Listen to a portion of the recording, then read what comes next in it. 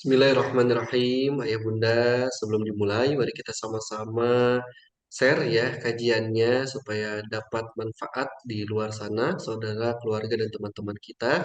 Dan mari kita awali dengan doa Bismillahirrahmanirrahim. Allahumma inna nas'aluka ilman nafi'an wa rizqan thayyiban wa amalan mutaqabbalan.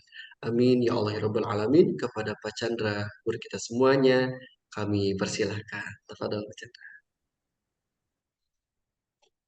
Baik, Bismillahirrahmanirrahim. Rabbi israh li sadri wa yassir li amri wahlul 'uqdatam min lisani yafqahu qawli. Assalamualaikum warahmatullahi wabarakatuh. Alhamdulillah, tadi malam kita masih tertidur dan saat kita bangun Allah mengembalikan nyawa kita kembali ke dalam tubuh. Namun ketahuilah tidak semuanya dikembalikan kembali oleh Allah. Ada yang Allah tahan. Bagi kita yang dikembalikan, itu artinya apa? Artinya Allah sedang memberi kesempatan kepada kita. Kesempatan untuk memperbaiki diri. Dan mudah-mudahan insya Allah kesempatan yang Allah berikan kita manfaatkan dengan baik agar kita lebih siap untuk menghadapnya. Bapak Ibu sekalian, perkenalkan nama saya El Chandra, biasa disebut Pak Chandra. Saya berdomisili di Yogyakarta. Dulu lama tinggal di Jakarta karena urusan pekerjaan. Saya bekerja di lembaga ribawi hampir 20 tahun. Lalu tahun 2013 memutuskan untuk keluar dari pekerjaan dan uh, pindah ke kota Jogja. Alasannya apa kalau pindahnya ke Jogja? Alasannya adalah hitung-hitungan yang realistis, yaitu mengenai biaya hidup. Ternyata kata orang di Jogja biaya hidupnya lebih murah dibanding Jakarta. Ya kalau memang kita tahu menempatkan dirinya, kalau kita tahu bagaimana memilih sesuai proporsi, memang Jogja akan dirasa lebih murah dari Jakarta. Namun itu juga relatif. Dan Alhamdulillah 2013 saya tinggal di Jogja sampai dengan hari ini. Apa aktivitas saya sekarang? Saya aktif di satu komunitas X-Bank. Kebetulan saya founder X-Bank dan saat ini masih menjabat sebagai ketua X-Bank. Lalu yang kedua, saya general manager di satu lembaga namanya Trust Solusi Syariah. Trust Solusi Syariah ini lembaga bisnis, bukan lembaga keuangan. Lembaga bisnis syariah kami menyebutnya seperti itu. Di mana kalau di X-Bank, di aktivitas komunitas X-Bank, aktivitas kami lebih banyak mendakwahkan mengenai larangan riba. Namun di Trust Solusi Syariah, aktivitas kami memberikan solusi-solusi pengganti riba. Jadi kalau riba itu haram, ada nggak sih solusi penggantinya? Insya Allah ada. Dan itu yang kami lakukan hampir 6 tahun ini di Yogyakarta. Jadi itu sedikit perkenalan dari saya. Hari ini saya sangat bersyukur karena diundang oleh rekan-rekan di Titik Balik. Terima kasih rekan-rekan Titik Balik. Dan diminta untuk sharing ya masalah. Jadi kalau saya ini praktisi syariah lah kita sebutnya ya. Praktisi syariah karena aktivitas kami itu memang betul-betul membantu dalam konteks prakteknya. Jadi lebih kepada bagaimana teknis dan praktek akad-akad syariah itu dijalankan. Kalau misalnya ada seorang pengusaha butuh pendampingan, ya agar bisnisnya akad-akadnya sesuai dengan syariah, itu diskusinya dengan kami. Gitu ya. Jadi kami ini praktisi lebih. Baik, hari ini saya diminta untuk bicara mengenai investasi yang seperti apa sih ciri-ciri investasi yang tidak sesuai dengan syariah. Izinkan saya untuk share materi.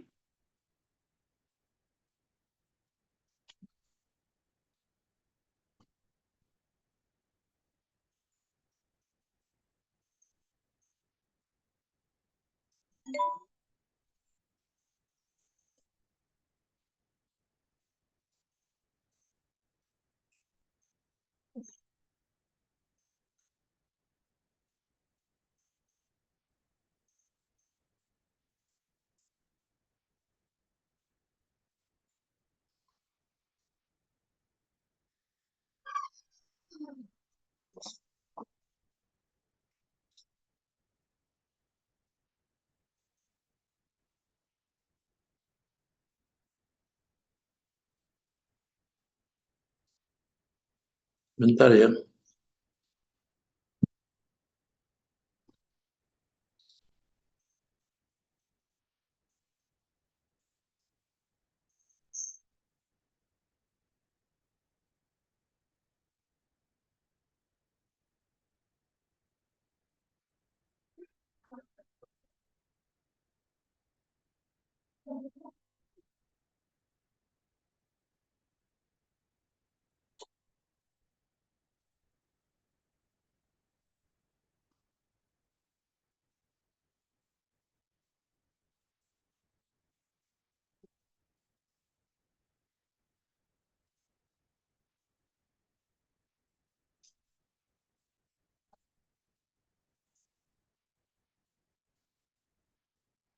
Belum keluar ya.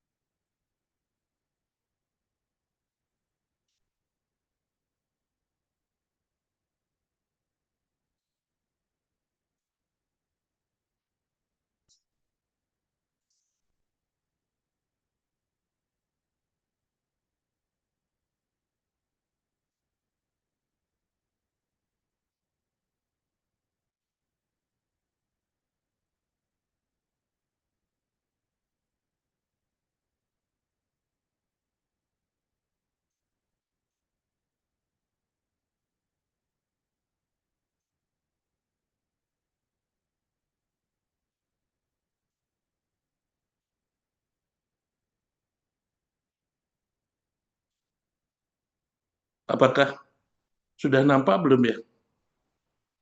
Mohon maaf, Pak Sandra, Materi belum nampak. belum nampak ya. Iya, betul.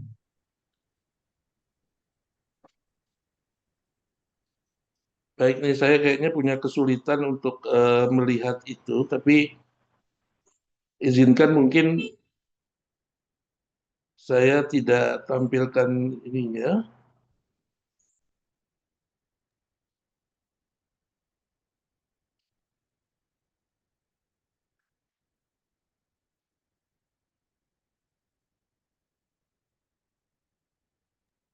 Mungkin kalau apa berkenan, Bapak bisa sambil kirim PPT-nya atau filenya ke admin, nanti sambil jalan, sambil menerangkan mungkin gitu ya, Pak. Saya coba ya. Nah, silakan, Pak.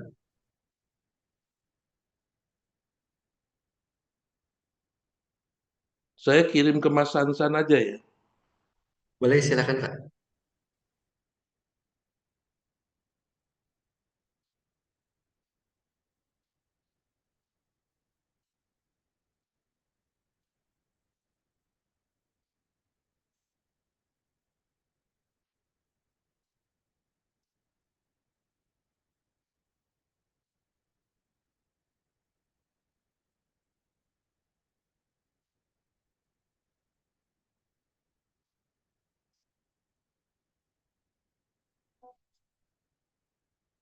Sudah saya kirim.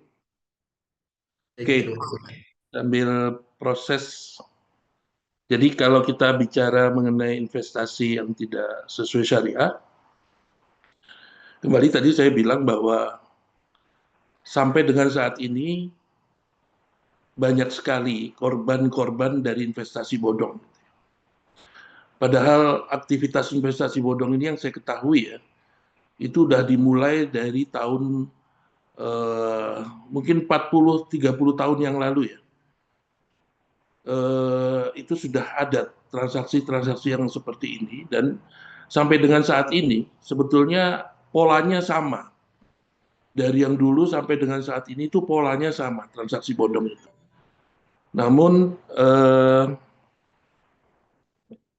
ternyata ya masih banyak aja gitu orang yang ini menjadi korban. Padahal kalau kita mau bandingkan transaksi bodong itu dengan transaksi yang sesuai syariah, itu mudah sekali ya. Kita menilainya bahwa transaksi bodong itu pasti tidak sesuai syariah. Ya. Nah, namun karena kurangnya literasi terhadap transaksi yang sesuai syariah, akhirnya ya umat juga masih masih belum tahu seperti apa. Nah, mudah-mudahan diskusi kita kali ini ya itu bisa bisa memberi nilai tambah menuju arah sana. Baik, langsung di ini aja, next aja. Baik, semua mudah-mudahan sudah bisa melihat. Jadi apa itu investasi yang tidak sesuai syariah? Yang pertama yang kita diskusikan, kita bicara definisi dulu. Apa definisi dari investasi? Investasi itu kan prinsipnya adalah menempatkan atau menanam kegiatan menempatkan atau menanam sesuatu pada saat ini untuk kita mendapatkan hasil di masa yang akan datang. Itu definisi dari investasi. Nah, bagaimana investasi yang tidak sesuai syariah? Investasi yang tidak sesuai syariah adalah investasi yang mengandung beberapa unsur yang dilarang dalam Islam. Ya, ada 5 unsur utama yang wajib dihindari. Yang pertama, apabila di dalam investasi tersebut ya ada aktivitas riba. Apa riba? Riba itu bunga atau tambahan yang disyaratkan atas pinjaman. Ya. Nanti kita akan lebih jelas di slide berikutnya. Yang kedua, apabila ada kegororan, goror ini apa ya? Goror ini tidak jelas. Ya. Goror ini ya tidak jelas. Ya. Ketidakjelasan objek, resiko atau mekanisme. Jadi syariah itu menuntut kejelasan. Syariah bukan hanya bicara mengenai fikih, tapi syariah juga bicara mengenai profesionalisme. Jadi kalau kita mau ikuti syariah, kita dituntut juga untuk profesional. Untuk apa profesional? Salah satunya untuk menghindari adanya goror ini, ketidakjelasan. Baru yang ketiga maisir. Maisir itu unsur perjudian. Jadi kalau ada satu investasi yang dinilai mengandung unsur perjudian atau maisir, maka itu pun tidak sesuai syariah. Yang berikutnya adalah apabila transaksi ya di mana objek transaksi itu ya itu juga objek yang mengandung keharaman secara zat. Ya, jadi dalam Islam ada kategori transaksi yang haram sama barang yang haram. Nah, transaksi yang tidak sesuai syariat biasanya menyentuh dua hal ini. Dari yang kelima adalah ketidakadilan dalam transaksi, bicara hak dan kewajiban. Ya, biasanya yang bertransaksi dua pihak, tapi yang satu pihak merasa lebih tinggi posisinya dari pihak yang lain. Nah, ini yang biasanya menyebabkan ketidakadilan dalam transaksi. 5 poin ini menjadi penting untuk kita ketahui ya apabila kita ingin mengidentifikasi satu investasi itu mengandung sesuai syariat atau tidak. Next, kita akan bahas satu-satu. Yang mengandung riba, ciri-cirinya ya investasi yang mengandung riba, ciri-cirinya adalah keuntungan berasal dari bunga. Ya. Jadi biasanya riba itu hadir muncul dari transaksi pinjam meminjam. Kalau dalam syariat Islam disebut akad qard. Akad qard itu akad pinjam meminjam. Pinjam meminjam dalam Islam itu diperbolehkan. Ya, diperbolehkan. Jadi menghutangi, berhutang, ya, itu diperbolehkan dalam Islam. Namun apabila melakukan akad qard atau akad pinjaman, tidak boleh ada tambahan manfaat yang diterima. Karena tambahan manfaat yang diterima dari akad qard itulah riba. Nah, biasanya kita mengenal istilah interest atau bunga. Bunga itu biasanya muncul dari transaksi hutang piutang atau pinjam meminjam, ya, yang memunculkan manfaat. Jadi itu yang pertama ciri-ciri. Yang kedua adalah imbal hasil ditentukan di awal tanpa memperhatikan hasil usaha. Jadi kalau kita menempatkan dana tertentu dan kita minta, tolong dalam sebulan saya minta dari dana saya yang saya tempatkan ini, ya, saya minta nilai 2 juta misalnya, 3 juta misalnya kita minta. Nilai yang sudah kita tentukan. Maka ini juga transaksi ini mengandung riba, ya. Yang berikutnya tidak menerapkan prinsip bagi hasil. Jadi kalau kita bicara investasi dalam syariat Islam, itu dikenal satu akad yang disebut dengan akad syirkah. Akad syirkah ini adalah akad kerjasama usaha, kerjasama bisnis. Nah, ujung atau goals dari akad syirkah, akad kerjasama bisnis, itu adalah bagi hasil. Ya, bagi hasil yang disepakati. Nah, kalau ada investasi yang tidak menerapkan bagi hasil, maka itu harus kita tahu dulu itunya apa, transaksi utamanya apa. Jadi kalau kita bicara investasi, menempatkan sesuatu, aktivitas yang menempatkan sesuatu di awal untuk mendapatkan hasil di akhir, itu sebetulnya kita tidak hanya bicara mengenai memberikan modal usaha, tidak. Ya, banyak transaksi yang bisa dilakukan dan itu kategorinya juga investasi. Misalnya transaksi jual beli itu bisa menjadi transaksi investasi sebetulnya. Contoh ya, si A butuh dibelikan mobil truk misalnya, harga 300 juta. Lalu dia datang ke si B untuk dibelikan. Jadi minta B membelikan mobil truk itu. Lalu setelah itu B menjual kepada si A. Akad yang terjadi antara mereka adalah akad jual beli truk. Sehingga diperbolehkan si B mendapatkan margin keuntungan.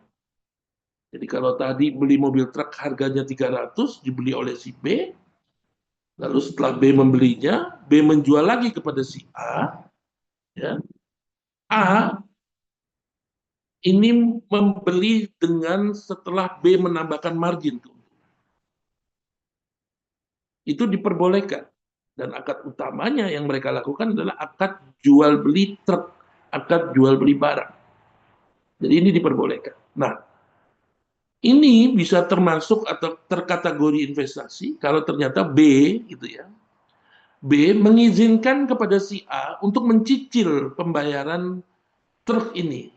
Misalnya 2 tahun dibayar. Nah, selama 2 tahun ada proses cicil tuh. Ini pun bisa termasuk kategori investasi. Ya. Atau yang biasa kita ketahui investasi itu bentuknya adalah menanamkan modal ke dalam satu bisnis, lalu modal ini oleh si bisnis, oleh si pengelola akan diputar, hasil putarannya ya itu yang akan dibagi hasilkan. Ini juga investasi. Jadi investasi bisa lebih banyak alternatifnya tergantung akad utamanya. Oke. Nah, mengandung riba ini yang kita harus hati-hati. Ya, contohnya apa? Pinjaman berbunga, investasi yang diberikan bunganya tetap. Jadi dalam syariat Islam, ya, dalam syariat Islam itu membedakan dengan tegas antara akad memberi modal dengan akad memberi hutang atau pinjaman. Itu bedanya clear, tegas. Contoh ya, ada A mau memberi, saya punya usaha misalnya, saya punya usaha, A mau memberi modal kepada saya 100 juta. Maka modal saya terima, lalu dengan modal dari si A saya putar modal tersebut, ya. Hasil putaran usaha itu selalu ada dua kemungkinannya, bisa untung dan bisa rugi. Saat putaran usaha untung, maka keuntungan akan dibagi.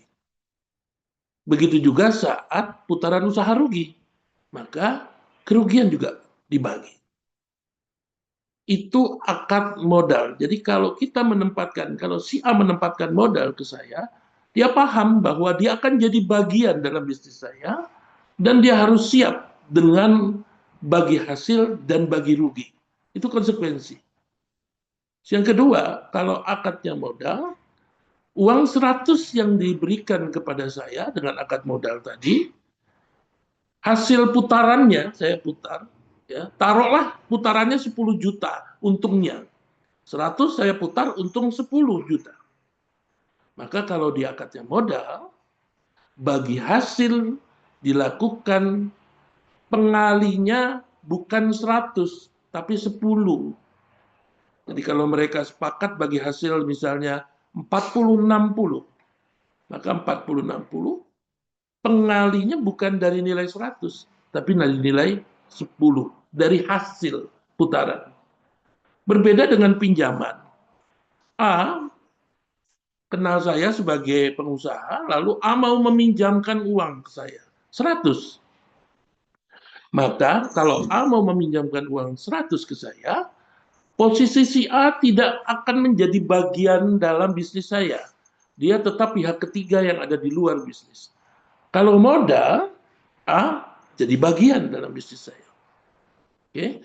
Nah, karena dia pihak ketiga di luar bisnis, maka uang 100 yang dipinjamkan kepada saya akan saya putar ke dalam bisnis. Dan selalu ada dua kemungkinannya, bisa untung, bisa rugi. Saat saya untung, A pasti menagih. Bahkan saat saya rugi pun, A pasti menagih. Kenapa? Karena dia pihak ketiga. Dan itu adalah konsekuensi dari akad pinjam-meminjam.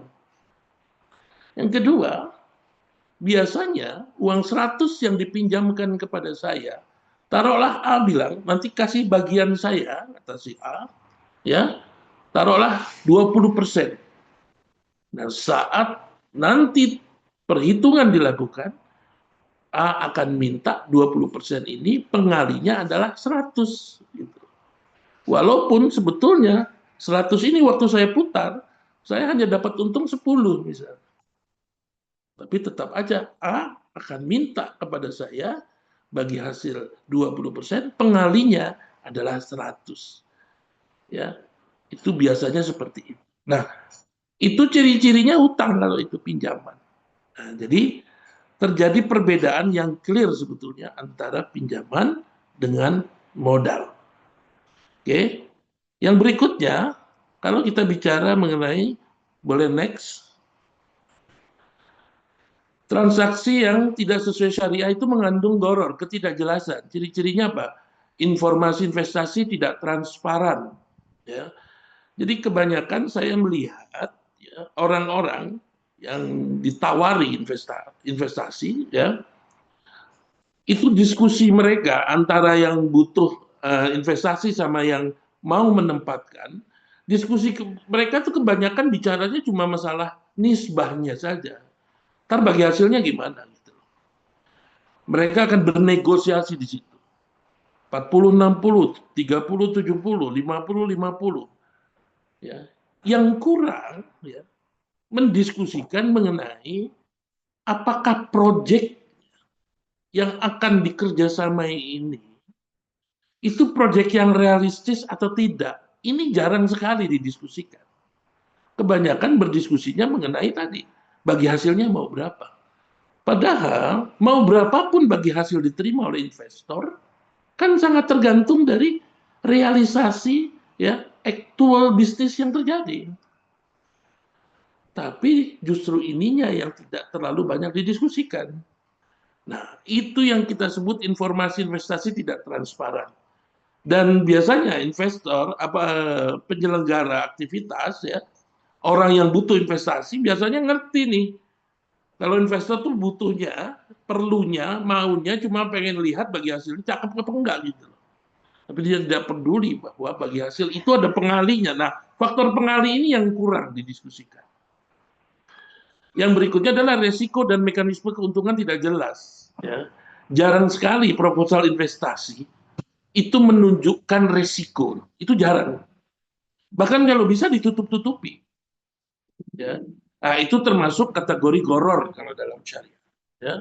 Yang berikutnya, objek investasi tidak diketahui secara pasti. Dalam syariat, berinvestasi dengan bekerja sama, ya kita sebut syirkah, ada rukun di dalamnya. Salah satu rukun syirkah adalah objek akad atau objek kerjasama harus jelas. Jadi disebutkan, mau bekerja sama dalam hal apa? Oh, bikin warung bakso misalnya. Bikin warung ayam geprek. Nah, itu harus clear, itu harus jelas. Ya. Nah, ketidakjelasan inilah yang disebut dengan gharar. Nah, dampak dari gharar biasanya ada yang terzolimi. Oke, next. Yang ketiga, ya, karakteristik investasi non syariah. Next, boleh, admin.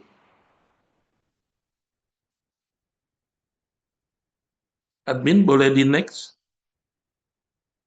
Ya, yang ketiga adalah yang mengandung unsur perjudian atau maisir. Ya. Ciri-cirinya gimana? Ya. Biasanya keuntungan itu bergantung pada spekulasi, biasanya. Untung-untungan, ya. Spekulasi. Lalu tidak didukung aktivitas ekonomi yang nyata. Biasanya objek akadnya nggak jelas, ya. Even itu transaksinya ada atau tidak saja, itu tidak jelas. Kenapa? Karena biasanya investasi yang seperti ini, ya, itu mengandalkan di awal jumlah investor yang memasukkan dana itu besar. Selama penyelenggara investasi ini bisa menjaga atau bisa menarik investor besar, ya, maka investasi ini akan tetap berjalan dan terlihat aman. Tapi pada satu titik, apabila jumlah orang yang menyetorkan dana investasi itu lebih kecil daripada jumlah orang yang menarik dana investasi, maka disitulah ya aktivitas ini akan kolaps. Kenapa? Karena sebetulnya yang mereka lakukan ya itu bukan mengelola dana investasi ke dalam satu bisnis, tapi mereka mengelola dana itu untuk gali lubang tutup lubang sebetulnya. Ini yang biasa kita kenal dengan istilah Ponzi. Jadi kalau investasi yang mengandung Ponzi itu akan terlihat di awal-awal dia akan terlihat bagus. Kenapa? Karena jumlah orang yang menyetorkan dana masih lebih besar daripada jumlah orang yang menarik dana. Tapi pada satu titik ya selalu ada dua kemungkinan. Satu, kalau nggak si penyelenggaranya kabur, ya. Yang kedua adalah penyelenggara sudah kesulitan untuk membayar tarikan-tarikan karena yang nyetor semakin kecil dari yang butuh dana untuk ditarik. Nah, ini yang kita juga harus hati-hati. Ya. Nah, bagaimana skema yang menyerupai perjudian? Jadi ada ada beberapa hal, titik yang kita perlu pahami. Sebetulnya seperti apa kita bisa mengidentifikasi. Ini ada unsur perjudian. Ada 4 hal tips dari saya. Pertama, pastikan aktivitas itu, ya, itu biasanya kalau ada unsur perjudian itu ada permainannya di dalamnya. Ya. Yang kedua, ada penyelenggara permainan. Kalau dalam perjudian mungkin kita sebutnya bandar. Jadi kalau ada permainan, ada bandar, ya, ada harta yang dipertaruhkan, ya, ada pemain yang menang atau yang kalah. Nah, ini cenderung, ya, mengandung unsur maisir, perjudian. Jadi kalau kita mengidentifikasi satu aktivitas, ada 4 hal ini, ada permainannya, ada penyelenggara atau bandarnya, ada harta yang dipertaruhkan, dan ada yang menang atau kalah, maka ini cenderung, ya, maisir namanya. Oke, next. Next, admin. Yang keempat adalah investasi yang tidak sesuai syariah, berinvestasi pada usaha yang haram. Ciri-cirinya dana digunakan untuk usaha yang bertentangan dengan syariat, ya, tidak ada penyaringan terhadap sektor usaha. Contohnya apa? Berinvestasi pada lembaga ribawi, ya, berinvestasi kepada bisnis, ya, yang menghasilkan homer, berinvestasi pada bisnis perjudian, pada bisnis pornografi, pada produk-produk yang berbahan baku babi. Ya. Kenapa? Karena secara zat, ya, babi, homer, ya, itu termasuk haram dalam syariat Islam. Sesuatu yang haram dalam syariat Islam secara zat, maka mentransaksikannya pun menjadi haram. Jadi kalau ada yang nawarin untuk membuat pabrik Homer, jangan ikutan. Karena itu pasti investasi haram. Kalau ada yang ngajak untuk berinvestasi peternakan babi, ya jangan ikutan. Karena itu pasti investasi yang haram. Jadi yang ini, yang poin 4 yang terlihat adalah terhadap bisnis dan produknya yang dihasilkan. Itu yang mengandung keharaman secara syariat. Oke, next, yang kelima, ya, investasi yang tergolong tidak syar'i adalah menjanjikan keuntungan pasti tanpa resiko. Bayangkan ya, syariat kita, ya, itu sudah memberikan satu koridor. Ada kaidah fikih yang menyatakan bahwa kerugian itu harus bergandengan dengan keuntungan. Artinya, kalau kita mau untung, kita harus siap rugi. Itu kaidah fikih. Ya. Sebagian ulama menetapkan kaidah fikih ini adalah dalil syariah.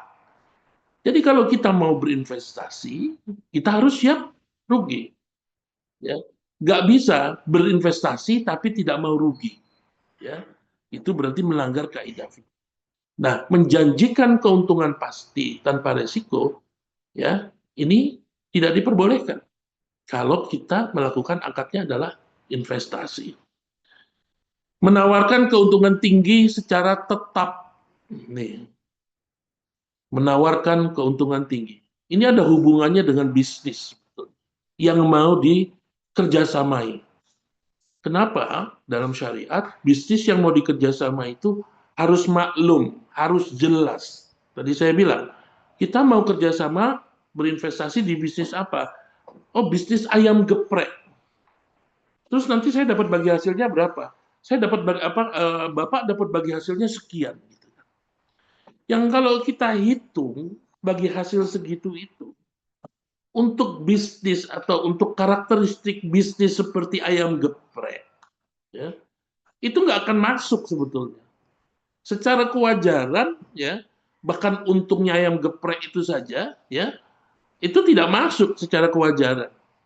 Kalau bagi hasilnya seperti yang dijanjikan, ya, itu kenapa penting untuk kita memastikan bisnis yang mau dikerjasama itu bisnis apa? Kenapa? Karena masing-masing bisnis punya karakteristik. Bisnis seperti ini punya karakteristik, misalnya, berapa keuntungan kotor yang wajar dari bisnis A misalnya. Berapa keuntungan kotor yang wajar dari bisnis B. Itu semua ada karakteristiknya. Nah, jangan tergoda hanya dengan besaran keuntungan. Tapi kita lihat keuntungan ini yang dijanjikan ini wajar atau tidak berdasarkan karakteristik bisnis yang akan dikerjasamai. Ya.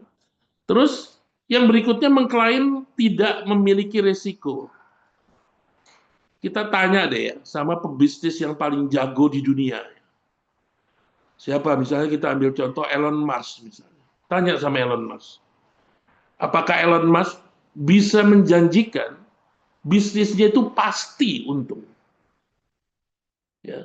Saya yakin kalau dia yang pebisnis yang profesional, ya, saya yakin dia tidak akan pernah bisa atau berani menjanjikan bahwa bisnisnya itu pasti untung. Ya. Jadi bisnis itu untung dan rugi itu bagian dari sunatullah sebetulnya. Oke, yang berikutnya tidak menjelaskan sumber keuntungan. Udah bisnisnya nggak jelas, ya, digunakan untuk apa dana yang dikumpulkan, akhirnya ya apa yang disampaikan, apa yang dijanjikan, itu kalau dilihat secara pendekatan logik ya, bukan pendekatan fikih dulu ya, pendekatan logik saja, itu sebetulnya sudah tidak wajar gitu loh. Ya. Namun kembali lagi biasanya investor ya yang dilihat hanya berapa bagi hasil yang dia terima. Baik, lanjut next. Yang keenam adalah mengandung unsur penipuan atau ketidakadilan. Nah, kalau ini jelas. Jadi, unsur penipuan itu yang banyak ya. Jadi, Transsolusi Syariah ini juga banyak didatangi uh, orang ya untuk berkonsultasi ya. Pernah datang ke tempat kami seorang wanita, dia mahasiswi, ya, mahasiswi, satu perguruan tinggi datang ke kantor dan nangis-nangis di kantor gitu ya. Terus kita tanya, ini ada apa sebetulnya? Jadi dia jadi korban penipuan. Pernah nggak?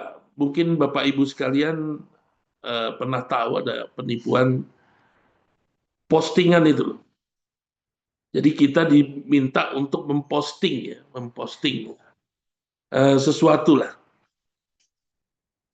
Postingan pertama, ya, setiap posting kita akan dapat uang itu. Postingan pertama, ya, kita akan dapat uang dan itu betul kita dapat uang itu. Ya, biasanya 3 kali itu.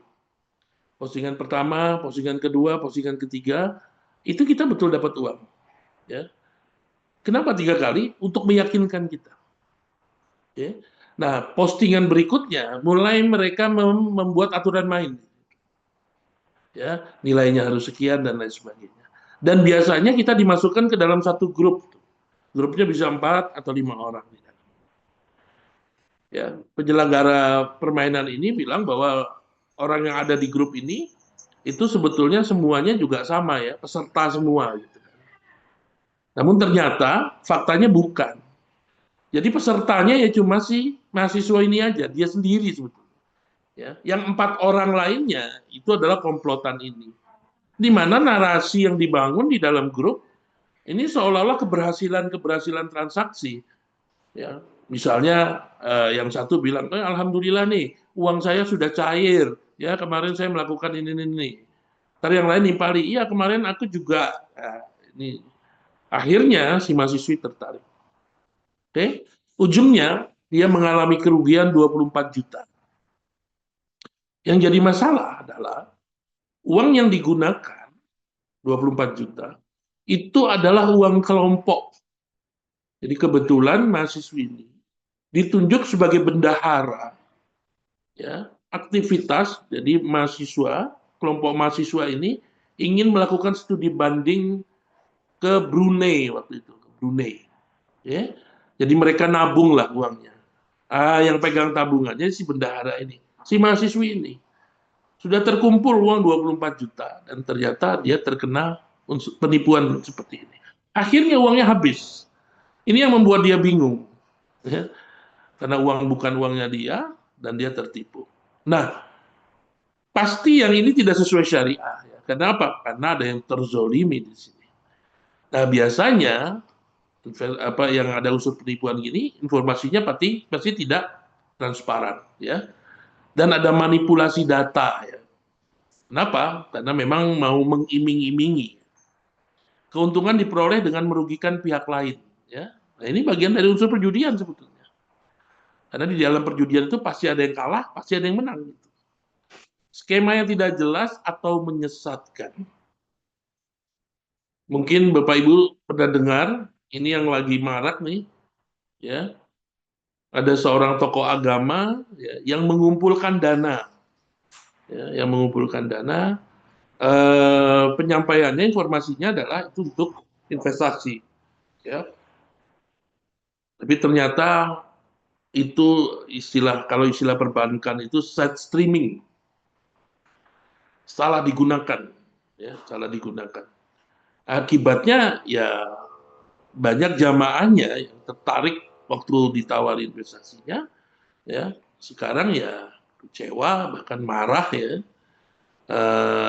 menuntut kepada si tokoh agama ini untuk mengembalikan dananya. Gitu. Jadi kalau ini jelas ada unsur penipuan. Oke, yang berikutnya adalah boleh next. Ya, akad yang tidak sesuai prinsip syariah, hati-hati. Jadi kalau transaksi yang sesuai syariah, akadnya pun harus sesuai prinsip syariah. Apa contoh yang tidak sesuai prinsip syariah? Yang pertama adanya multi akad dalam satu transaksi. Ya, jadi dalam satu transaksi ini adanya dua akad yang saling berkaitan. Kalau saya ambil contoh, pernah dengar akad sewa beli? Ya, kalau mungkin istilah populernya leasing. Leasing itu akadnya adalah sewa beli. Ya, aktivitasnya menggabungkan aktivitas sewa menyewa dengan aktivitas jual beli. Contoh, kita ngambil motor dari leasing. Maka sebelum kita lunas pembayarannya, maka akadnya belum jual beli. Akadnya masih sewa menyewa. Jadi selama kita nyicil, status kita itu penyewa, bukan pemilik motor. Nanti setelah selesai cicilan kita, lunas, barulah terjadi akad jual beli. Nah, dalam syariat Islam ini tergolong multi akad, menggabungkan antara akad sewa menyewa dengan akad jual beli untuk satu transaksi jual beli motor tadi. Dan ini haram. Ya. Dalam Islam, dalam syariat Islam, ada akad sewa menyewa, ada akad jual beli. Namun begitu digabungkan untuk mengakomodir satu transaksi, ini disebut multi akad. Dan multi akad itu haram. Oke, yang berikutnya adalah perjanjiannya tidak jelas. Hati-hati loh. Saya kasih tip Bapak Ibu sekalian. Pokoknya sekarang, ya, kalau dikasih uang sama orang, itu harus jelas akadnya. Kenapa? Karena berbeda akad akan berbeda konsekuensi. Contoh ya, A memberi saya uang 100.000. Saya tanya sama si A, akadnya apa? Oh, akadnya hibah, Pak Chandra. Kalau akadnya hibah, maka konsekuensinya apa? Konsekuensinya, uangnya boleh saya pakai, dan saya tidak punya kewajiban mengembalikan. Okay? Itu akad hibah. Tapi bisa saja akadnya berbeda. Contoh, A memberi saya uang 100.000, saya tanya, A, ini akadnya apa? Si A bilang, itu akadnya titip, Pak Chandra. Saya nitip uang 100.000 kepada Pak Chandra. Apa konsekuensinya? Uang yang dititip maka tidak boleh saya gunakan. Yang kedua, saat saya mengembalikan atau si A meminta kembali uangnya, maka saya harus mengembalikan uang yang sama. Itu konsekuensi dari akad titip. Oke. Ada lagi satu akad sama, aktivitasnya terlihat sama. A memberi uang kepada saya 100.000. Saat saya tanya, A, ini akadnya apa? Lalu A menjawab, itu akadnya pinjaman, Pak Chandra. A meminjamkan uang kepada saya. Apa konsekuensinya? Konsekuensinya adalah, yang pertama, kalau uang pinjaman, saya boleh pakai uang itu. Dan saat saya mengembalikan atau A menagih uang, maka saya boleh mengembalikan dengan uang yang semisal, bukan uang yang sama. Yang semisal itu apa? Yang senilai dan sejenis. Itu akad pinjaman. Coba bayangkan, aktivitasnya sama, namun begitu akad berbeda, konsekuensi akad juga akan berbeda. Jadi itulah pentingnya kita mengenal akad dalam transaksi syariah. Oke? Mengandung syarat yang bertentangan dengan syariah. Ya. Itu juga akan memunculkan ketidaksyariahan. Ya. Jadi memberikan syarat yang bertentangan dengan syariah. Proses jual beli, ya. Namun dalam kita berakad, kita sudah bikin perjanjian lebih dulu, dan ternyata perjanjian yang kita sepakati itu, ya, itu ternyata tidak sesuai syariat. Nah, ini yang dilarang, tidak diperbolehkan. Baik, oke. Jadi ya, checklist investasi syariah adalah satu, pasti bebas dari riba, bebas dari maisir, ya, akadnya sesuai syariah, ya, biasanya ada dewan syariah ya yang mendampingi ya. Baru yang berikutnya adalah bebas dari gharar, objek usahanya halal, transparan dan adil. Itu transaksi atau investasi yang sesuai syariah. Kalau tadi yang di depan kita bicara yang tidak sesuai syariah, yang terakhir slide ini kita bicara. Jadi yang sesuai syariah gimana? Yang sesuai syariah yang sesuai. Baik, mungkin itu saja penyampaian dari saya. Saya kembalikan ke pembawa acara. Baik, alhamdulillahirrabbilalamin. Masya Allah, tabarakallah, jazakumullah khairan katsiran, Pak Chandra. Sangat bermanfaat bagi kita, alhamdulillah, di ayah bunda ataupun sahabat-sahabat yang ingin berinvestasi.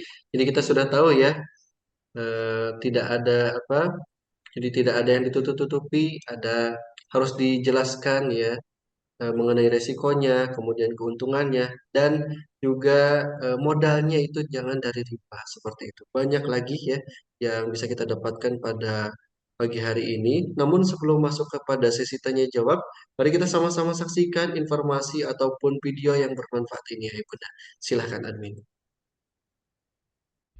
Kita sibuk merencanakan segalanya. Karir, keluarga, hari tua. Tapi ada satu hal yang hampir tidak pernah masuk dalam rencana.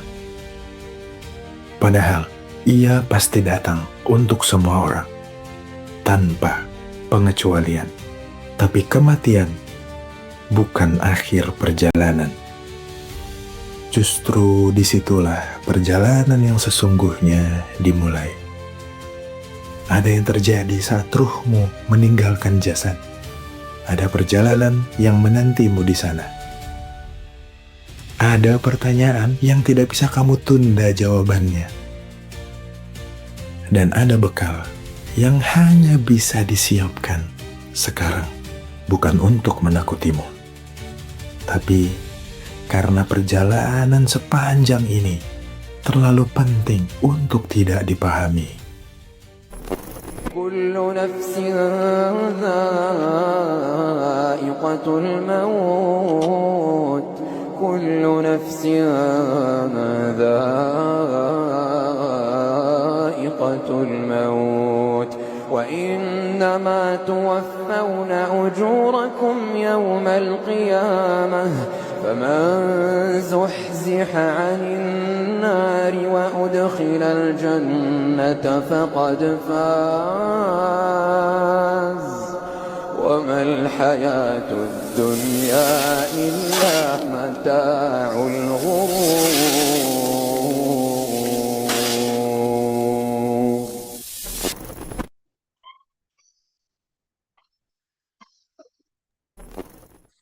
Baik, Masya Allah, tabarakallah Bapak Ibu, sahabat-sahabat titik balik, tadi penayangan video daripada kelas Gurunda ya, ini eksklusif daripada titik balik. 10 kali pertemuan kita belajar The Long Way Home, perjalanan jiwa menuju alam barzakh. Nah ini ayah bunda sangat-sangat penting ya untuk kita mengetahui jalan akhir kita, jalan pulang kita. Banyak sekali manfaat yang didapatkan. Kita akan memahami perjalanan jiwa setelah kematian berdasarkan Al-Quran dan hadis. Kemudian juga tentang sakaratul maut hingga alam barzakh. Amalan-amalan yang dapat menjadi bekal setelah wafat.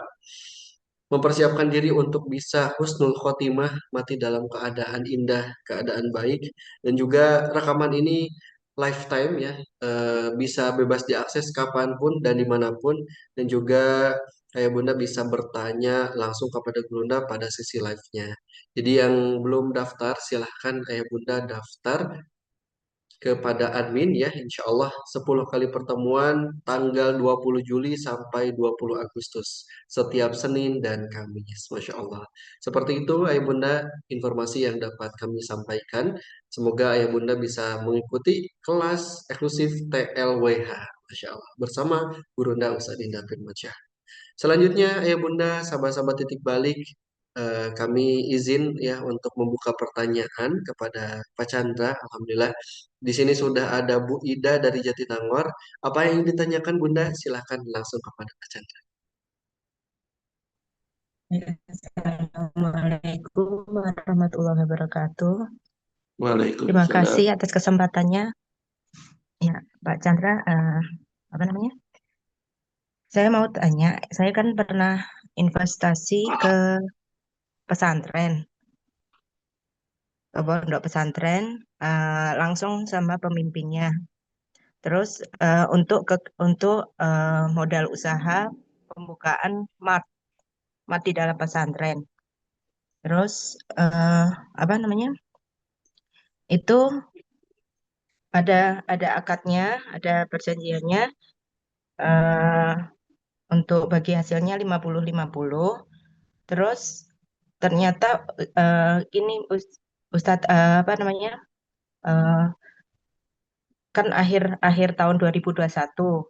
Terus kaki matnya itu berjalan cuman sampai bulan April, sampai April 2022.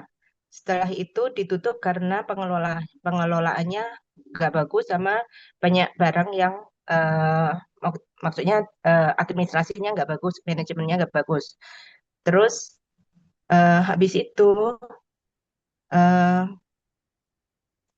apa namanya tahun 2022 itu qadarullah eh, apa namanya kami tidak bisa membayar SPP untuk anak kami yang ada di sana. Terus akhirnya saya apa namanya bilang sama pemimpin pondok untuk bagi hasilnya dikurangi dengan SPP anak saya dulu gitu kan. Baru kalau ada sisa dimasukkan ke rekening saya seorang gitu. Terus habis itu eh, udah berjalan dan tahun 2023 itu ternyata apa namanya? Ternyata pembayaran SPP itu Ustadz ternyata dari uang uang bukan dari bagi hasil tapi dari eh, apa namanya pribadi kiainya gitu kan karena karena matnya itu matnya nggak berjalan pengelolaannya eh, nggak berhasil gitu terus habis itu dari situ kan anak saya 2 akhirnya di sana, di pondok. Jadi SPP-nya itu dibayar apa namanya dari pribadi ini apa namanya eh, dari pribadi Pak Kiai gitu kan. Terus akhirnya di suatu nggak secara resmi bilang kalau Bu uang yang 150 juta dari ibu itu untuk keperluan anak-anak selama di pondok gitu Ustadz. Jadi akhirnya qadarullah ada kejadian yang mengharuskan kiai itu pergi dari pondok dan akhirnya pondok itu diwakafkan ke pemimpin yang baru. Terus apakah dengan apa namanya yang tadi itu yang dibilang 150 investasi saya itu dengan otomatis gugur akad yang sebelumnya yang investasi modal usaha. Terus apakah saya berhak untuk meminta kembali apa namanya meminta kembali sisa uang yang kalau emang itu gugur, apakah itu termasuk jadi pinjaman apa kayak tabungan saya untuk membiayai anak saya yang di pondok. Qadarullah, alhamdulillah anak saya udah lulus, udah nggak di pondok dua-duanya. Jadi apa namanya? Apakah saya berhak untuk menagih sisa dari uang yang saya apa namanya titipkan ke Pak Kiainya yang udah nggak di pondok itu gitu Ustaz. Apakah itu Baik. jadi beralih ke pondok atau ke pribadi kiai yang keluar dari pondok itu Ustaz. Itu. Terima Oke, kasih. baik. Saya udah tangkap pertanyaannya. Silakan Langsung Pak saya Chandra. jawab. Silakan Pak Chandra. Jadi bersirkah atau bekerja sama bisnis. Jadi syirkah itu adalah akad kerjasama bisnis, bukan kerjasama sosial. Jadi memang bersirkah itu untuk kepentingan bisnis. Bisnis untuk mendapatkan keuntungan. Oke. Nah, problem yang terjadi pada ibu adalah syirkah itu harus didahului dengan persiapan. Mau bangun mart di pesantren. Pertama, yang harus dipastikan siapa yang mengelola mart itu, bukan mengelola pesantren. Apakah Pak Kiai ikut mengelola mart atau tidak? Kalau ternyata Pak Kiai, walaupun beliau adalah pengelola pesantren, namun yang ibu akan lakukan adalah kerjasama bisnis, mart, maka bukan Pak Kiai yang harusnya berakad sama ibu, tapi pengelola mart. Itu yang harus dipastikan pertama kali. Siapa pengelola mart? Terus yang kedua, waktu ditawari bisnis untuk membuat mart, harusnya ada hitung-hitungannya. Ya, ini yang saya bilang bahwa dalam syariat Islam juga menuntut profesionalisme. Jadi kalau mau menawarkan investasi, mau ngajak kerjasama, itu harus ada hitung-hitungannya. Bukan yang penting bismillah habis itu pada salaman dan itu udah syar'i. Tidak. Kenapa? Karena salah satu syarat dari pengelola itu yang dilihat adalah keahliannya. Nah, pertanyaannya, pengelola mart punya keahlian atau tidak? Kalau pengelola mart itu ternyata Pak Kiai punya keahlian atau tidak mengelola mart? Ini hal pokok yang harus dipastikan sebelum berakad.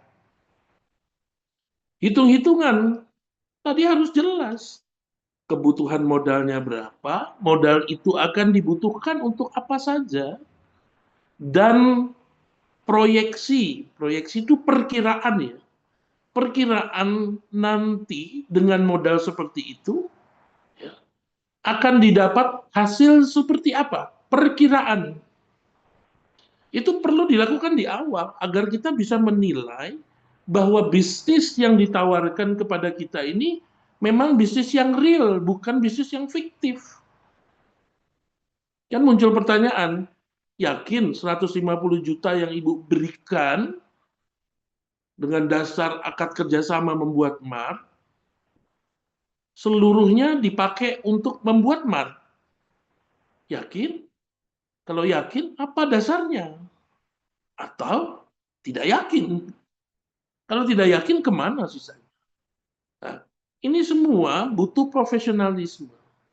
Jadi yang salah itu adalah proses awal dalam kerjasama ini. Sudahlah salah dalam prosesnya, ya ternyata juga tidak baik-baik saja ini. Jadi bagaimana kalau kita bersirkah terus ternyata ada kerugian? Tadi saya bilang, investasi selalu di baliknya ada resiko kerugian. Itu selalu. Dan pemodal harus siap dengan itu. Namun demikian, ya, penyebab rugi itu pun harus clear, harus jelas. Penyebab rugi itu ada dua kemungkinannya. Pertama, adanya resiko bisnis. Yang kedua, adanya resiko kecerobohan, kelalaian, niat tidak baik, ya, dari si pengelola. Kalau resiko terjadi karena adanya resiko bisnis, maka siapa yang harus siap menanggung kerugian? Pemodal. Kerugian materinya harus siap pemodal untuk tanggung.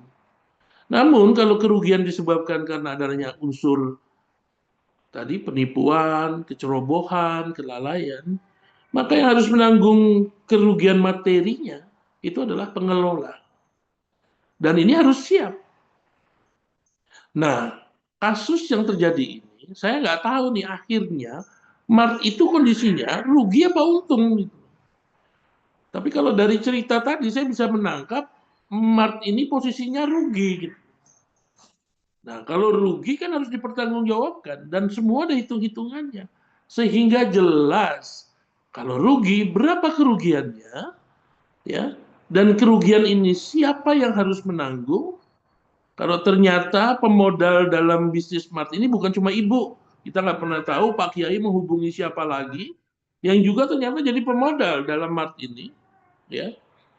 Kalau Mart ini pemodalnya lebih dari 2 orang, ya, lebih dari 1 orang, lebih dari 3 orang, maka kerugian ini pun harus dibagi, ya, sesuai dengan porsi modal yang dimasukkan oleh para masing-masing investor.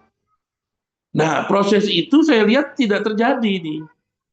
Sehingga kalau Ibu tanya, boleh nggak saya minta kembali uang saya? Pertanyaan saya, uang yang mana, Bu? Kalau ternyata Mart ini kondisinya rugi, ya, dan mungkin taruhlah rugi karena memang bisnis ya, resiko bisnis.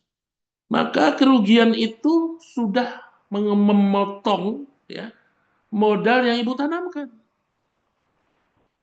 Sehingga kalau Ibu tanya, kalau memang ternyata taruhlah akhirnya Mart itu tutup atau ganti pengelola gitu ya. Maka uang Ibu ya sudah habis. Ya, dimakan kerugian oleh si Mart itu. Jadi kalau Ibu tanya lagi terus bagaimana uang saya? Uang Ibu sudah tidak ada karena sudah selesai menanggung kerugian dari si Mart. Lalu bagaimana? Bisa nggak dialihkan menjadi pembayaran ini tadi SPP atau oleh Pak Kiai? Waktu Pak Kiai ngebayarin anak Ibu itu akadnya berbeda lagi. Tadi saya nggak tahu Pak Kiai ini pengelola Mart atau bukan. Kalau Pak Kiai bukan, ya pertanyaannya dalam syirkah ini posisi Pak Kiai di mana? Nggak jelas ada di mana. Yang kedua, karena Martnya tidak sesuai harapan, Pak Kiai ingin bertanggung jawab dengan konsekuen menutupi kebutuhan anak ibu di pesantren, maka itu akad berbeda lagi. Pak Kiai sedang bersedekah sebetulnya. akan berbeda lagi. Nah, jadi kalau ibu tanya, apalagi sekarang kan Pak Kiai sudah tidak ada di situ. Jadi saya yakin pengelola Mart ini sudah berbeda. Harusnya waktu terjadi perubahan pengelola, itu terjadi dulu penutupan akad sirkah. Ya, sehingga ketahuan itu. Sirkah yang dilakukan oleh ibu dan Pak Kiai di awal dulu, itu hasilnya apa? Kalau dia untung, pasti ada bagi hasil, dan modal bisa dikembalikan. Kalau dia break even, untung enggak, rugi enggak, pasti modal bisa dikembalikan. Kalau dia rugi, berapa besar kerugian?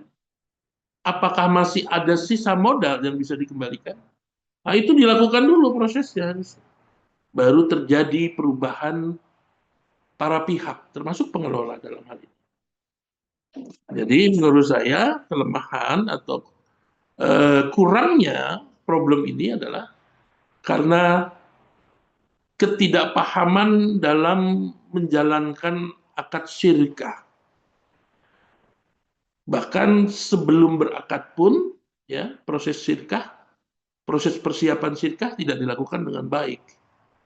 Ya, termasuk pada saat penutupannya pun tidak jelas. Akhirnya semuanya jadi tidak jelas. Nah, dari sini pembelajarannya apa? Kita perlu untuk belajar syirkah. Dan mudah-mudahan pada kesempatan lain, ya, kita coba akan sedikit spill-spill mengenai akad syirkah. Mungkin itu jawaban saya saat ini. Masya Allah, tabarakallah, luar biasa, Pak Chandra. Terima kasih. Semoga bisa bermanfaat ya, Bu Ida. Jawaban dari Pak Chandra. Mohon izin Pak Chandra, Masya Allah, tabarakallah, ini antusias peserta sangat luar biasa. Dari layar ada 4 pertanyaan ya yang akan ditanya ataupun yang sudah raise hand. Kemudian di kolom komentar luar biasa, Masya Allah, banyak sekali yang membutuhkan jawaban. Akan tetapi kita waktunya hanya 6 menit atau 5 menit lagi Pak Chandra. Di layar ada Pak Adit, kemudian Pak Gi Valvin, kemudian yang perempuannya Bu Asti dan Bu Lilik. Mohon izin Pak Chandra, kira-kira bagaimana siapa yang diberikan kesempatan untuk bertanya karena waktu yang sangat terbatas ini? Oke, saya ikut aja ya, waktu saya rada slow, jadi buat saya satu atau dua pertanyaan nggak ada masalah, tapi saya serahkan ke Ustadz Irgi ya untuk memutuskannya. Cari yang berbeda aja Ustadz dari yang pertama. Cari yang berbeda dari yang pertama. Mana yang Ya, berbeda itu yang disampaikan agar lebih banyak kita dapatkan. baik. Dan insya Allah saya masih ada kesempatan berikutnya ya, di tanggal 27 kalau nggak salah ya. Untuk bicara kerjasama yang sesuai syariah gitu. Nah, nanti kita bisa diskusi lagi di sana gitu untuk yang belum terakomodir hari ini. Gitu. Baik, Masya Allah, tabarakallah.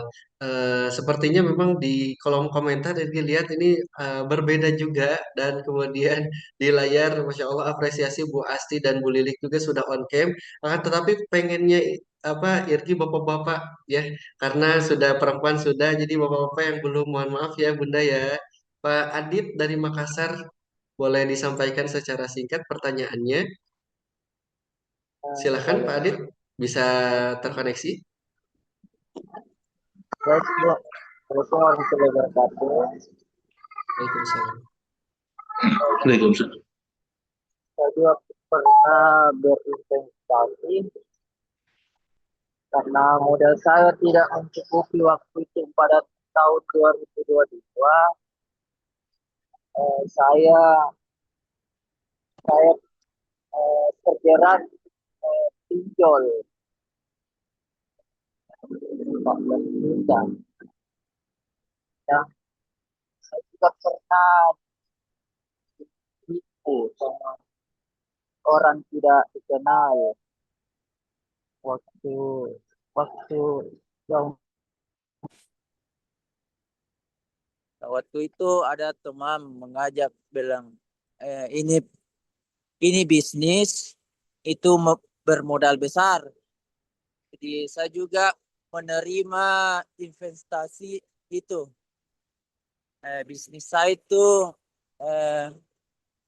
seperti obat herbal, di, di- seperti obat Cina. Jadi saya menerima investasi itu.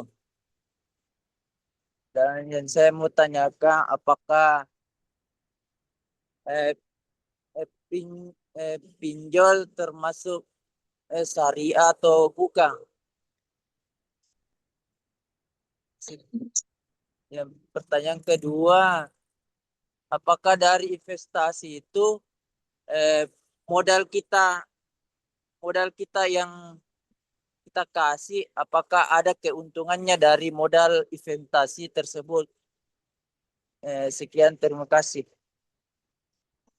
Baik, terima kasih Pak Adit atas pertanyaannya. Silakan Pak Chandra, apakah sudah bisa dijawab? Baik, Silakan Pak. pinjol ya. Pinjol itu akadnya pinjaman, ya. Jadi akad pinjam meminjam. Tadi saya bilang akad pinjam meminjam dalam syariat diperbolehkan, ya. Namun akad pinjam meminjam tidak boleh ada tambahan manfaat. Tambahan manfaat dari akad pinjam meminjam itulah riba. Kalau Bapak pinjam 10 juta, Bapak kembali 10 juta, itu tidak ada tambahan manfaat. Tapi kalau Bapak pinjam 10 juta, kembali 11 juta, nah itu ada tambahan manfaat. Ini ada riba berarti. Dan kita udah paham kalau pinjol itu dibaliknya adalah riba. Riba itu larangan keras ya. Serius banget itu. Dosa yang Allah ancam perang itu ya riba itu. Jadi ini perkara yang serius. Oleh karena itu jangan coba-coba lah ya terjerat dengan hal-hal yang mengandung riba. Jadi pinjol itu pasti tidak sesuai syariat karena di dalamnya ada riba. Terus bagaimana dengan investasi tadi? Ya, tadi saya bilang bahwa mungkin kalau dari penjelasan ini sangat singkat ya. Saya belum bisa menangkap investasinya sebetulnya seperti apa, mekanismenya, skemanya segala macam. Tapi kalau pertanyaannya Pak Adit, ya, apakah investasi itu saya bisa mendapatkan bagi hasil? Ya, seharusnya bisa. Karena investasi itu memang untuk mendapatkan bagi hasil. Jadi akad investasi kalau dalam Islamnya yang kita sebut investasi memberikan modal tadi itu namanya syirkah. Ya, ujung dari syirkah itu adalah bagi hasil. Jadi kalau itu memang akadnya syirkah, maka harusnya ada bagi hasil. Namun, itu kan tadi dari sisi akad. Ada fakta transaksi, bagaimana bisnis yang disirkakan berjalan. Bisnis yang disirkakan berjalan, selalu ada tiga kemungkinan. Satu, dia berjalan dan menghasilkan. Maka kalau tadi saya bilang bisnis ini berjalan dan menghasilkan, ada dua konsekuensi. Satu, ada bagi hasil yang bisa diberikan oleh pengelola, dan modal boleh, bisa dikembalikan. Kalau kondisi bisnisnya itu hasil. Yang kedua adalah kondisi bisnisnya break even. Untung tidak, ya, hasil tidak, rugi juga tidak. Tapi bisnis masih berjalan. Kalau kondisi seperti ini, maka pengelola memiliki kemampuan untuk mengembalikan hasil. Namun tidak ada bagi hasil. Baru yang ketiga. Yang ketiga, rugi. Kalau rugi, pasti tidak ada bagi hasil, dan selalu ada kemungkinan nilai modal itu tidak bisa dikembalikan seluruhnya. Maaf. Jadi seperti itu Pak Adit kondisinya, ya. Ya mudah-mudahan Pak Adit bisa ikut ya sesi yang berikutnya biar kita lebih tahu seperti apa sirkah yang seharusnya. Mungkin itu Ustaz Irgi. Baik, Masya Allah, Tabarakallah Pak Chandra, Alhamdulillah Pak Adit. Semoga bisa terjawab ya, karena memang membutuhkan penjelasan yang lebih lanjut lagi Maka dari itu, sebelumnya kami mohon maaf kepada ayah bunda, sahabat-sahabat. Tentu kami berusaha memahami ya, sangat butuh jawaban dari Pak Chandra karena semakin banyak pertanyaan dan semakin banyak kebutuhan.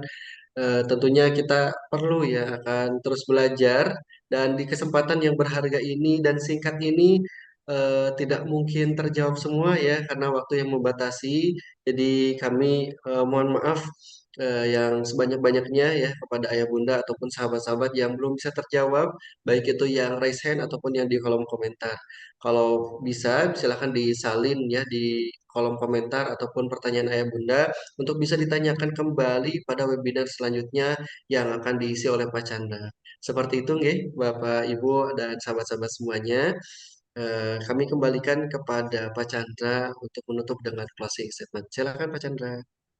Baik, Bapak Ibu sekalian, saya yakin Bapak Ibu sekalian yang pengusaha, waktu membangun usaha, membuat usaha, ingin bisnis itu, usaha itu mendapat berkah dari Allah.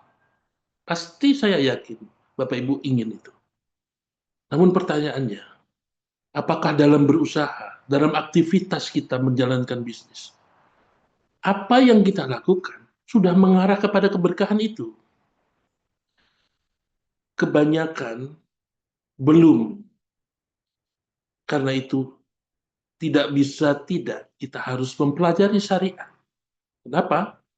Karena salah satu kunci agar keberkahan itu datang kepada kita, itu adalah ketaatan. Ketaatan kepada apa? Ketaatan kepada syariat Allah. Saat Allah menilai kita menjadi hambanya yang taat, waktu kita berbisnis taat kepada syariatnya, insya Allah keberkahan itu datang kepada kita. Nah, untuk mencapai ketaatan ini, kita perlu ilmu, Bapak Ibu. Salah satu bagian dari ilmu yang kita perlu untuk kita membekali diri adalah ilmu tentang syariat muamalah, fikih muamalah. Kita harus pastikan transaksi bisnis kita udah sesuai syariat atau belum. Dan ini bukan pilihan kalau kita ingin keberkahan. Ini kewajiban. Demikian dari saya. Mohon maaf kalau ada kalimat saya kurang berkenan. Mudah-mudahan manfaat, berguna, ada nilai tambah yang bisa saya berikan. Demikian, wassalamualaikum warahmatullahi wabarakatuh. Terima kasih juga Ustaz Waalaikumsalam. Ibi atas waktunya. Sama-sama Pak Chandra, dengan senang hati. Alhamdulillah, Masya Allah. Ini sangat-sangat bermanfaat ya, Ayah Bunda. Boleh direspon di kolom komentar apakah bermanfaat. Dan kami mengajak kepada Ayah Bunda untuk bisa terus mengikuti webinar titik balik ya, baik itu yang reguler ataupun eksklusif, karena di akhir insya Allah ada sesi tanya jawab. Sehingga silakan untuk standby ya, kalau bisa on cam dan raise hand ya, bertanya serta mencatat pertanyaannya sejak pada jalannya acara seperti itu. Semoga ayah bunda senantiasa sehat walafiat. Alhamdulillah bermanfaat, masya Allah, tabarakallah, sangat bermanfaat, luar biasa, mudah dipahami dengan izin Allah. Alhamdulillah. Baik, kalau misalnya dirasa bermanfaat, mau tolong doakan ayah bunda Pak Chandra senantiasa sehat walafiat dan agar bisa terus sharing di titik balik dan juga ilmunya senantiasa berkah dan bermanfaat. Amin ya Allah ya Rabbal Alamin. Dan juga teruntuk ayah bunda senantiasa sehat walafiat, istiqomah terus, bersabar ya ayah bunda. Yang belum terjawab pertanyaannya, insya Allah niat baik akan tercatat di Allah Subhanahu wa Ta'ala. Ada yang minta kontak Pak Chandra untuk konsultasi. Bagaimana Pak Chandra? Silakan mencatat kontaknya Trust Solusi Syariah aja, Ustaz. Eh, Trust Solusi Syariah seperti pada yang lambang itu ya, itu ada nomor yang bisa dihubungi ya. Nanti ada petugas khusus yang akan menghandle kalau ada yang mau bertanya segala macam. Silakan cari di IG-nya Trust Solusi Syariah ya, modelnya seperti lambang Trust Solusi Syariah di materi yang tadi itu. Gitu Baik, nggih. baik, Alhamdulillah. Terima kasih Pak Chandra. Seperti itu Bapak Ibu, mari kita sama-sama tutup webinar yang berharga ini dengan kalimat syukur. Alhamdulillahirabbil alamin. Kemudian sama-sama beristighfar. Astagfirullahaladzim, astagfirullahaladzim, astagfirullahaladzim. Dan disunahkan dengan doa kafaratul majelis. Subhanakallahumma bihamdika asyhadu an la ilaha illa anta astaghfiruka wa atubu ilaik. Kami dari tim Titik Balik pamit undur diri. Sampai jumpa di webinar selanjutnya. Wassalamualaikum warahmatullahi wabarakatuh. Waalaikumsalam warahmatullahi wabarakatuh. Sehat selalu Pak Waalaikumsalam. Ustaz. Waalaikumsalam warahmatullahi wabarakatuh. Waalaikumsalam. Wa khair Ustaz Jazakumullah khairan kasiran Ustaz Chandra. Chandra. Kami Semuanya Sabdi. pamit Jazakumullah khairan Sehat katsiran. selalu. Selamat selalu.